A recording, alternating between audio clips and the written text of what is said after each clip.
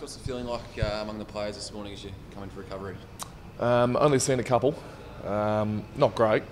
Obviously, after any loss, you're pretty disappointed, and especially after the one on the weekend, in the way we played. We definitely weren't happy with the way we played, and off the back of 2 losses as well, you'd think we'd try and respond and try and get a win, but 3 losses on the trot now, and it's not a great feeling, to be honest, but it's a 6-day turnaround. The best thing about footy is there is a game coming up, and it's up in Darwin, which is a place we like going to, and it's probably good to get away from Melbourne as well. So we get up there on Thursday, and we got the Dockers. Does this one hurt even more because it was a game you expected to win to keep in touch with the top 4?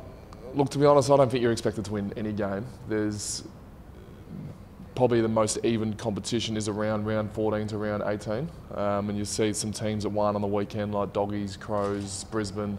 These guys have really come back from the bye and started playing some good footy, and we knew Saints was going to be a tough game. We got a pretty poor record against Saints, so we knew that Jack Stevens, Seb Ross, these sort of guys, David Armitage, Gresham, some guys in the midfield that are really talented players, and we had to get a hold of them, and we didn't. So unfortunately, we didn't play the way we wanted to. And how frustrating is it also that you came home with a wet sail? It was almost like, where was this, earlier in the game? Yeah, saying that, the last 3 goals were all scored on the back of a game plan that was almost, all right, we've got 2 minutes to go to win the game, let's throw everything at it, which probably isn't sustainable for 2 hours. So it was good that we started playing that footy with 2 minutes to go, but to play that for 4 quarters, it could have been a scoreline of 200 to 190, which would have been great for the fans, but I'm sure we weren't able to win the game playing like that. Your coach was talking about a lack of defensive pressure. Is that a pretty big focus this week? Yeah, defence has been a bit on the agenda for us in the last couple of weeks, especially some of our midfielders in our midfield defence.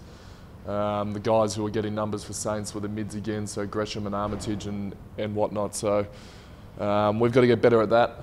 Letting the team score 120 points, although it's great for the game, wasn't great for us on the weekend. So we'll learn a little bit probably for our review tomorrow and try and train on Wednesday.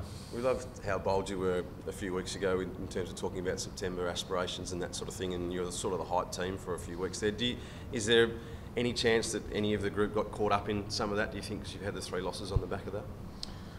It's a weird brand that we get tagged with every time we lose, is we drink our own bathwater, but I'm not a fan of that stigma that we have, but to be honest, it keeps on coming up, so there must be some sort of actions that we're doing on the field that makes people think like that. I'm still bullish on how we can go this year. Obviously took a step backwards yesterday, not last week, but so we've got to get back on the winning circle.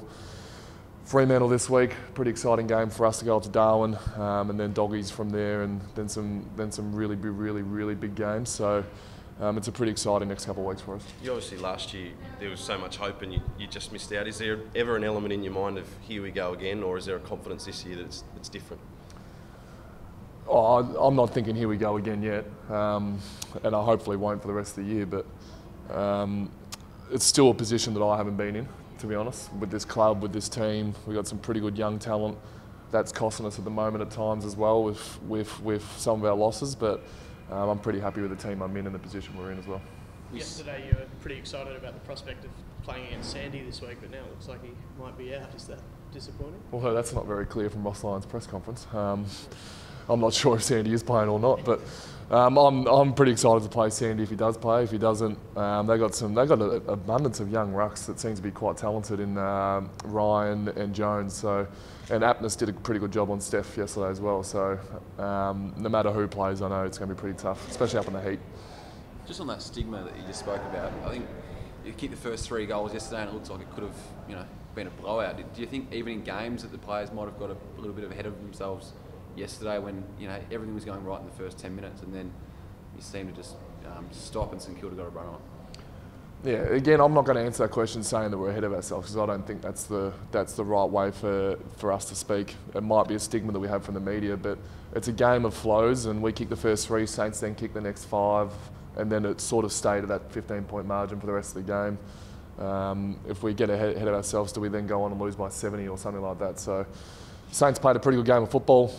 We played a pretty good quarter and that's about it. So I don't sit there at the second quarter and think there was players that were thinking, oh, I'm going to go on and just attack now and not defend. I don't think that's the mindset we had, but we just didn't have a strong enough mindset to match St Kilda. Have you got enough outside speed in this side? Because St Kilda's with Gresham and Sinclair and Billing seem to cut you up on the wider expanse of the G. Yeah, I said this yesterday after the game. I still think our inside mids are pretty quick. I don't necessarily think we have to go pick someone who can run 100 metres in 11 seconds. I don't think that's going to win us a game of footy. Nathan Jones and Clayton Oliver are still pretty quick in their own right, Jack Viney. It's just more about how we match up with someone like a Gresham and be able to use your speed more. So our wingers are still pretty quick as well. Angus Brayshaw can fly. It's just the fact that they win contested ball that they have this stigma that they're not very quick. They are pretty quick. They just got to learn a few things on how to play on the outside. Just on the Sandilands stuff, how does that affect your preparation, if at all, not knowing if he's going to play or not? Well, without being 211 centimetres, the two backup rucks are played a similar way. They're both very, very strong. So I'll probably just, again, prepare for, obviously the worst case scenario for me would be Sandilands playing. So I'll prepare for Sandilands, and once I find out otherwise, I know Darcy and Ryan are both very, very strong, so I still have to probably prepare the same way. Did you end up going home and watching yesterday, and what did you make of Freo? I wasn't really in the right mind to be watching footy, to be honest. Actually, what did I do last night? I just went out for a nice steak at Bridge Hotel, so it was good. Yeah.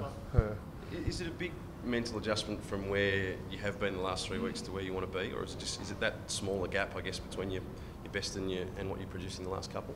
Yeah, I mean, as you've seen with especially the Saints and Collingwood game, is if we're not there to play for a quarter, it's game over.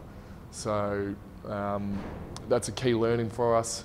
We're not there for 2 quarters yesterday, so that's why we definitely didn't win. But once again, we're 8 and 6. I'm not sure if we're in the 8. Are we in the 8? Anyone? Yeah. So we're just slightly scraping into the 8. So it's still a pretty good position to be in. We've got some pretty exciting games coming up, so I'm getting ready for Freo. Just one key moment on the edge of half-time. Clayton Oliver gives away a 50-metre penalty. As a leader of the footy club, do you speak to him this week? I think he was sat on the bench for the first 8 minutes of the third quarter, so there was a statement from Simon. But do you think, as a younger player, I think St Kilda went out and targeted him at times yesterday. Is that something you need to throw your arm around him and have a chat to him during the week? I was unclear on the 50. I stood the mark and asked the umpire what actually happened. He said it was a dangerous tackle. So we actually gave away maybe 3 or 4 50s that all ended up being in goals. So Clayton's incident was one, but there was a few others that were pretty bad as well. So the fact that we're giving up goals from free kicks and it's a 2-point margin, it comes back to bite you. So not necessarily Clayton, all sort of 3 or 4 guys that gave away 50s, we'll have a talk to them, yeah.